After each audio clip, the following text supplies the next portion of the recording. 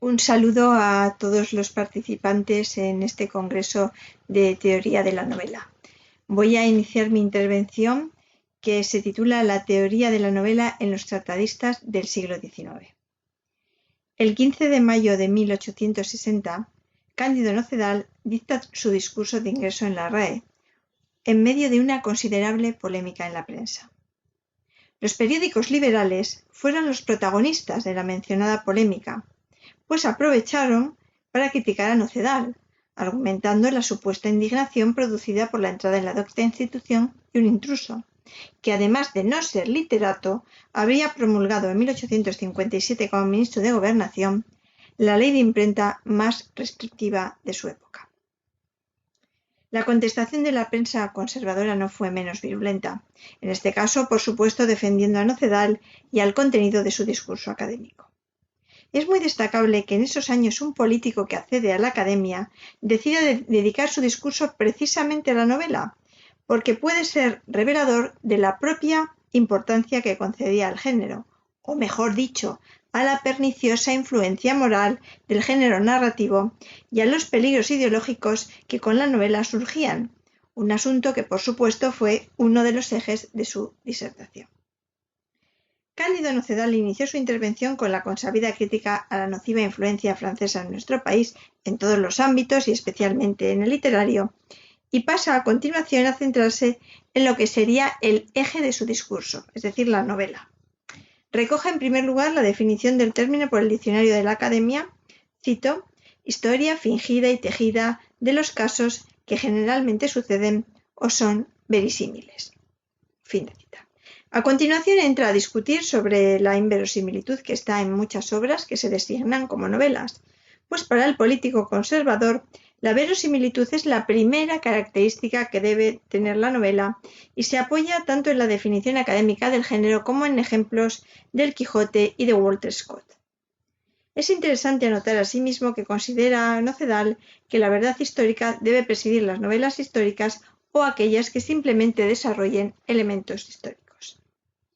El segundo elemento, junto con este de la verosimilitud, que entra a discutir Nocedal en su intervención es el de la moralidad-inmoralidad del género.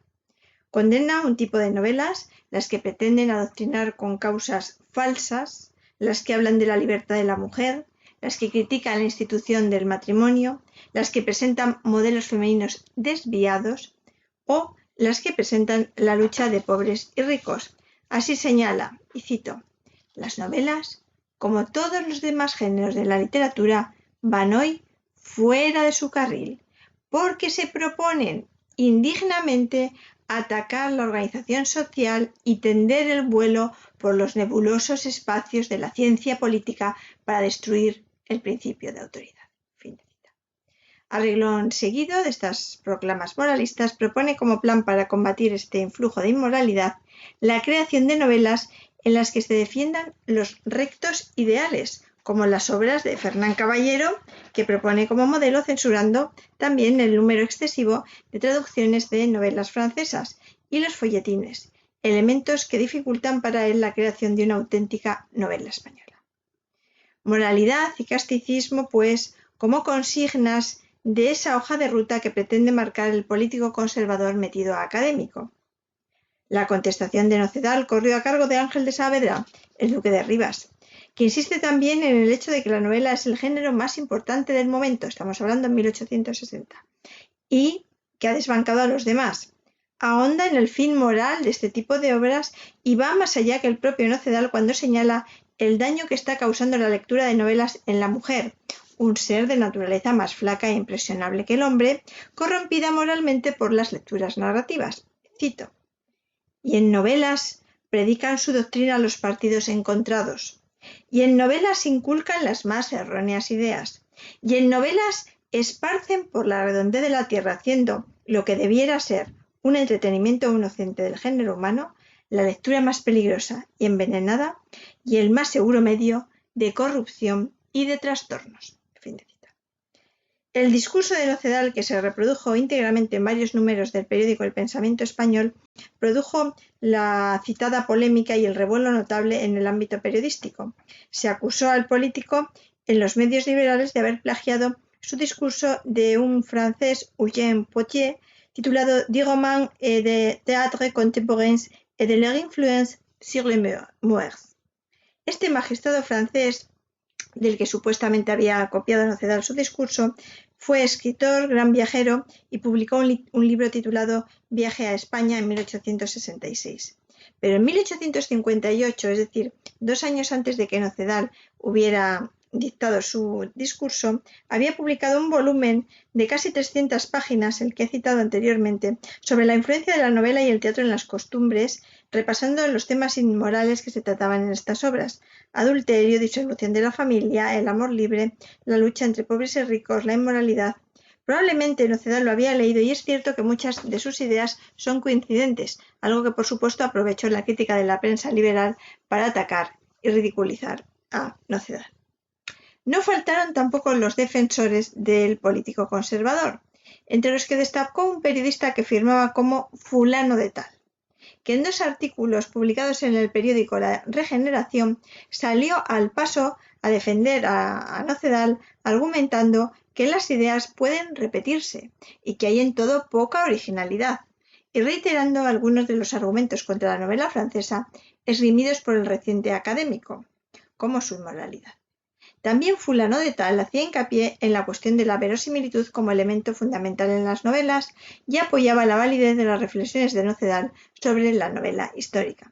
Todo ello con un tono entre irónico y paternalista y muy despectivo hacia los detractores de Cándido Nocedal. Señala al final del segundo de esos artículos como conclusión, cito: «Adiós, querido.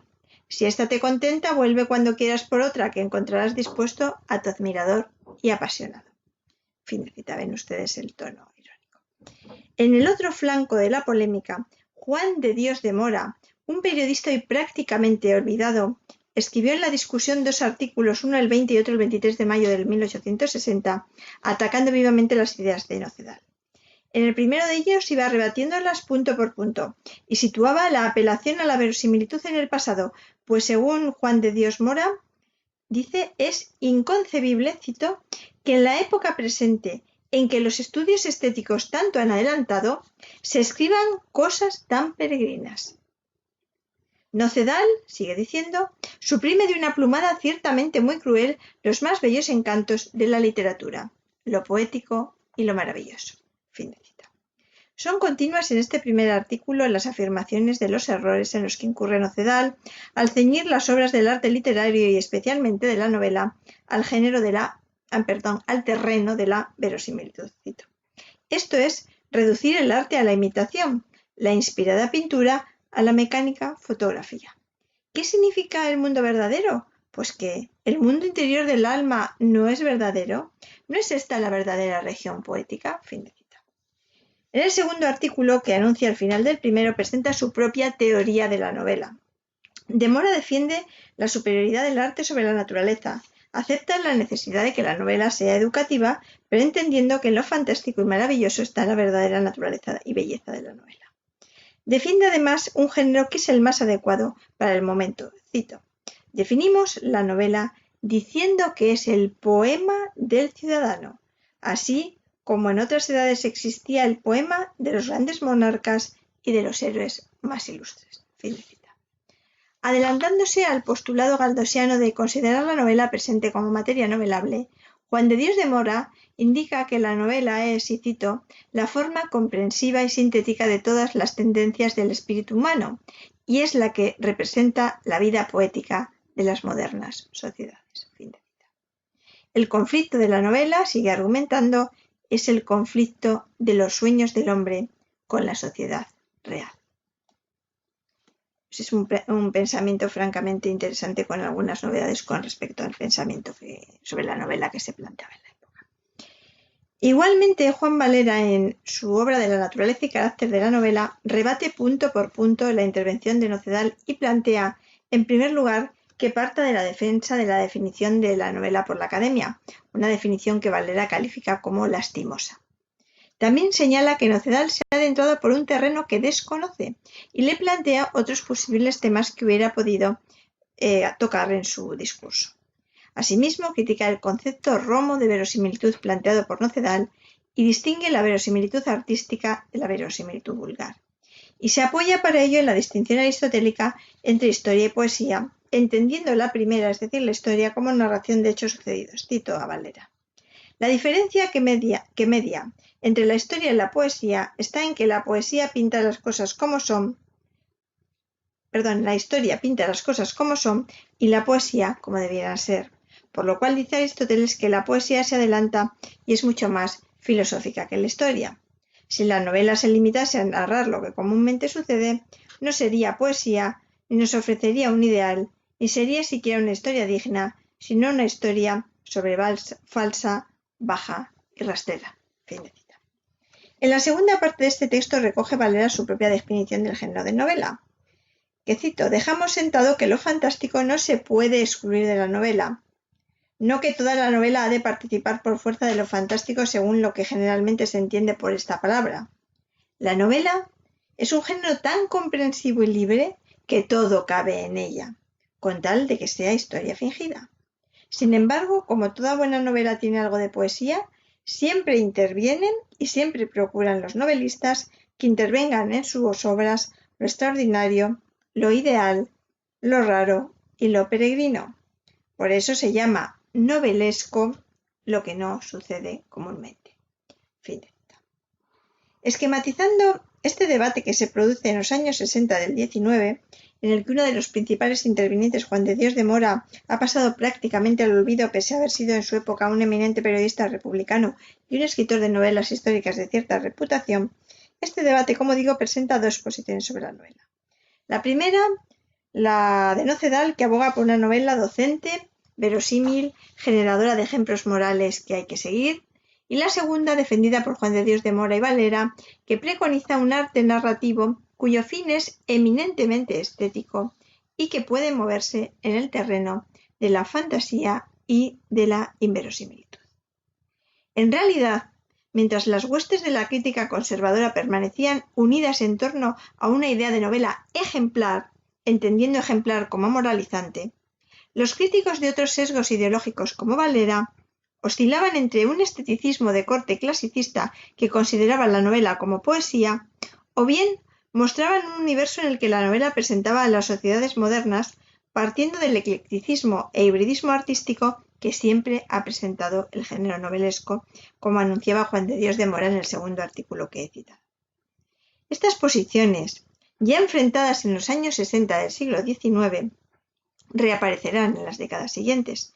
Los novelistas de tesis frente a escritores que, como Galdós, querían hacer de la sociedad presente la materia novelable, o bien otros como el propio Valera, que esgrimían ese valor del arte por el arte. Polémicas y formas de concebir la novela que, presentadas en el medio siglo, hundían sus raíces en algunas ideas que ya habían expuesto tratadistas y preceptistas de principios del XIX. Y es que, en efecto, el discurso de Nocedal demuestra la pervivencia y el calado de un pensamiento sobre la novela que procedía de preceptivas neoclásicas y que sobrevivió en obras teóricas en el XIX. A principios de ese siglo, uno de los tratadistas de mayor importancia por su labor de difusión fue Alberto Lista, que en un artículo publicado en el periódico El Censor el 16 de marzo de 1822 mostraba claramente una línea continuista con las ideas dieciochescas que esgrimían una consideración peyorativa del género novelesco. Cito las palabras de Alberto Lista. De todos los géneros de la literatura, el novelesco es el más infeliz, porque jamás se ha podido elevar a la dignidad de clásico. Fin de cita. Alberto Lista, fiel seguidor de la herencia aristotélica y de un planteamiento sistemático de los géneros literarios que perviviría hasta el final del siglo XIX, consideraba como un género no clásico a la novela. Y esto hace que le indique hacia los novelistas una serie de reglas que, como tal, tienen que cumplir los cultivadores de la novela. Y como después reiterará Nocedal en su discurso, la verosimilitud es el elemento determinante. Cito: el desdén con que es mirada la novela entre los literatos hace que este género no esté sometido a más reglas que las generales del estilo y la verosimilitud, reglas que los escritores novelistas no tienen dificultad en violar o por parecer originales o para producir efectos extraordinarios y maravillosos. Fin de cita. Sin embargo, una de las ideas de Alberto Lista que más calado tuvo en el discurso de los intelectuales, críticos y literatos conservadores fue la de la influencia de la lectura en los jóvenes y la formulación de que se deben crear relatos para la formación moral, lo que llevaría al cultivo de una novela moralizante a lo largo de todo el siglo XIX y que culminaría en el último cuarto del siglo con la creación de la novela de tesis. Cito de las palabras de Lista. Hay un hecho cierto e irremediable. La juventud lee y leerá las novelas con preferencia a cualquier otro libro, porque es el que más debe divertirla e interesarla. De este hecho se infiere como una consecuencia casi necesaria que la dirección moral de las ideas y sentimientos juveniles ha de ser la que impriman los libros que lee con más sabor e interés. Fin de cita. Asimismo, enuncia Lista los ingredientes que debe tener esa novela educativa para la juventud. El mismo tipo de novela tendenciosa que Nocedal seguía promoviendo en los 60 y que Pereda o el padre Coloma escribían en los años 80 del siglo XIX. Cito las palabras de Lista. Para que las novelas puedan producir un efecto útil en la juventud, son necesarias 3 condiciones. Primera, que contengan preceptos y ejemplos de moral pura y practicable. Segunda, que la pasión del amor, centro alrededor del cual giran todas las novelas, se pinte como realmente es, menos halagüeña que peligrosa. Tercera, que se describan el mundo y los hombres ni excesivamente buenos ni excesivamente malos. Fin. Por tanto, novelas moralizantes de tema amoroso que presenten moderación y no extremosidad en los caracteres. Pone como ejemplo la obra de Madame Cottin, que ha señalado Ana Vaquero fue una de las autoras de obras de carácter histórico y de índole sentimental que tuvieron gran influencia en las primeras décadas del XIX. No hay que olvidar tampoco que muchas de esas novelas eran epistolares, aspecto que aún las degradaba más a ojos de estos críticos. Repite estas ideas sobre los caracteres narrativos Antonio Gil y Zárate en su Manual de Literatura, 1842-1844, un libro muy reeditado y ampliado posteriormente. Esta obra fue de decisiva importancia por haber sido su autor a partir de 1835 director general de Instrucción Pública y consejero real en 1848, por haber impulsado la creación de la Escuela Normal de Madrid en 1839 y por su trabajo en la redacción del Plan de Estudios de 1845 que organizaría los institutos de segunda enseñanza, así como por su influencia evidentemente en la Ley Moyano de 1857. Gil y Zárate insiste en la verosimilitud y en los caracteres como elementos esenciales de la novela. Y cito: se requieren además en ella una serie de sucesos tales que por su novedad, por lo variado de los acontecimientos y lo sorprendente de las situaciones, interese del modo más vivo a los lectores. Pero estos lances no han de ser increíbles, ni los sucesos extravagantes, ni las situaciones violentas. Como la monotonía es la muerte de toda obra literaria, conviene variar y diversificar mucho los caracteres, dibujarlos con suma exactitud, contrastarlos debidamente y sobre todo sostenerlos, y por medio de una sensibilidad exquisita, pintar toda suerte de escenas patéticas, ya tiernas, ya horrorosas, ya tristes, conmoviendo por este medio el corazón de los lectores. Fin de cita. Asimismo, el catedrático de retórica y poética Colibey presentaba los mismos resabios aristotélicos en su obra Elementos de literatura de 1859 y centraba también sus ataques a la novela en su nefasta influencia moral derivada de su propia vulgaridad y reiteraba la consideración bastarda del género, parafraseando las palabras de Federico Schlegel. Cito: sin embargo, siendo la novela una obra de imaginación y debiendo por tanto aspirar a lo bello, bien que en una esfera menos elevada que el poema épico, no hay duda de que debe colocarse entre las composiciones poéticas.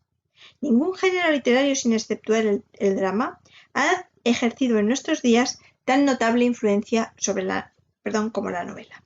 No siempre ha sido bueno este influjo, ni moralmente ni literariamente considerado, y aún podemos asegurar que de ninguna composición literaria se ha abusado tanto. La misma vulgaridad de la novela ha contribuido a popularizarla. Para la generalidad de los lectores es más inteligible que las obras poéticas de mayor precio. Su carácter prosaico ha hecho más asequible el género a los escritores medianos y por esta razón han sido mayores los abusos. Bien. Apreciamos, por tanto, cómo las ideas expuestas por Nocedal en el polémico discurso estaban recogidas, la mayor parte de los casos, en una tradición de retóricas y tratados anteriores, y que en ellos se perpetuaban una serie de consideraciones sobre la novela que he agrupado en 4 bloques. En primer lugar, seguía vigente la consideración de la novela como un género inferior, y no habría un criterio claro de clasificación de las obras narrativas, lo que constituía un problema para una serie de teóricos que se enfrentaban con una producción cada vez más creciente de este tipo de obras y con el peligroso aumento del número de lectores. En segundo lugar, se repetía la discusión sobre la verosimilitud necesaria en la novela, un asunto que no dejará de estar presente nunca tanto en preceptivas y tratados como en los debates de academias y liceos, así como en la prensa. Como tercer elemento, se presenta en muchos textos durante el XIX la polémica sobre la influencia francesa en la narrativa. Y finalmente, es recurrente el debate sobre la inmoralidad de la novela y su nociva influencia en la formación moral de los lectores y especialmente de las lectoras. Este es un aspecto que continuará muy presente en la crítica del siglo XX e influirá en la creación de colecciones literarias destinadas a la educación femenina, como por ejemplo la Biblioteca Patria de Obras Premiadas, en la que, bajo el control ideológico de la Iglesia y la aportación económica de la aristocracia, se premiará y apoyará la publicación de más de 300 obras, muchas de ellas novelas, destinadas a la propaganda de ideas y de modelos femeninos de recta moralidad y buenas costumbres. En definitiva, la teoría literaria decimonónica con respecto a la novela se mueve entre la necesidad de estudiar un género que irrumpe con fuerza y gana número de lectores, la herencia teórico-literaria aristotélica, que se muestra insuficiente para explicarlo y lo degrada sistemáticamente, y los debates ideológicos que estuvieron presentes a lo largo de la centuria, contaminando el estudio y la producción de las propias novelas. Sin embargo, las aportaciones de estos críticos y la constatación de la importancia del género en los debates literarios serán determinantes para ir conformando los estudios sobre la novela, que ganarán presencia y enjundia hacia el final del siglo y se consolidarán a principios del siglo XX con obras tan señeras como Los orígenes de la novela de don Marcelino Menéndez Pelayo.